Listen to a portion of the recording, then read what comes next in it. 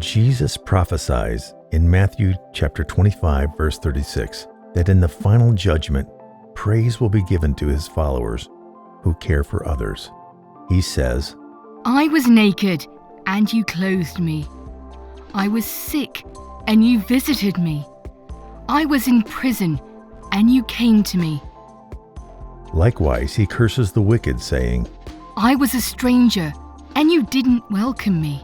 Naked, and you did not clothe me. Sick, and in prison, you did not visit me. It seems at first glance here that for a person to be naked is a really awful predicament. The only thing to do to remedy this problem is to put clothes on those naked bodies.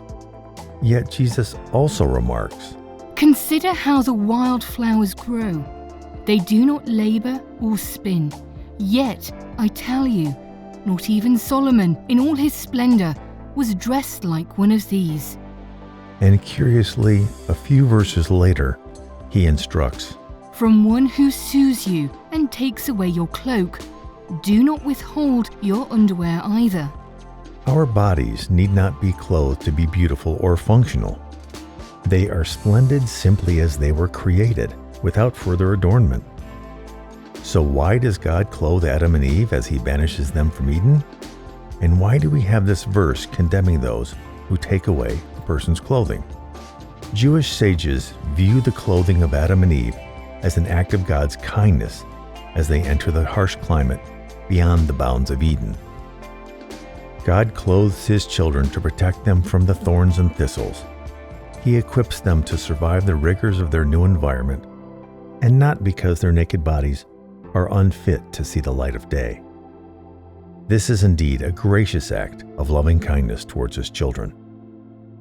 Prior to the creation of the sewing machine, garments had to be woven by hand, a lengthy and expensive process involving treating, dyeing, spinning, and weaving. In Bible times, most people could only afford a single garment, usually a simple shirt-like outfit. Many instances of Scripture focus on this common situation where a person would use his garment as collateral for a loan. Here's an example. If you lend money to any of my people who are poor among you, you shall not charge him interest. If you ever take your neighbor's garment as a pledge, you shall return it to him before the sun goes down. For that is his only covering. It is his garment for his skin. What will he sleep in? It will be that when he cries to me, I will hear, for I am gracious. Throughout Scripture, we observe many instances of purposeful public nudity not associated with shame. There are prophets and kings walking about nude for years, people fishing naked, gardeners, field workers, and vine dressers working naked, and of course, people sleeping naked. What modern readers should understand is that if someone's only garment was lost or stolen, that person went around naked. Such loss could bring the shame of poverty, not of exposure. People were not ashamed to be naked. They were ashamed to be poor and destitute.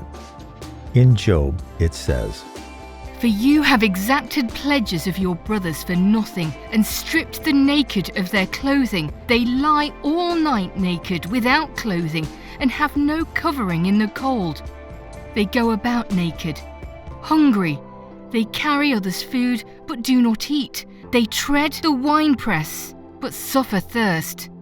Ezekiel says, If a man does what is just and right, if he gives his bread to the hungry, and covers the naked with a garment, and does not withhold his hand from injustice, he is righteous. When Jesus instructs us to clothe the naked, it is not about making sure their bodies aren't seen. Rather, it is an example of his second law. Love your neighbor as yourself.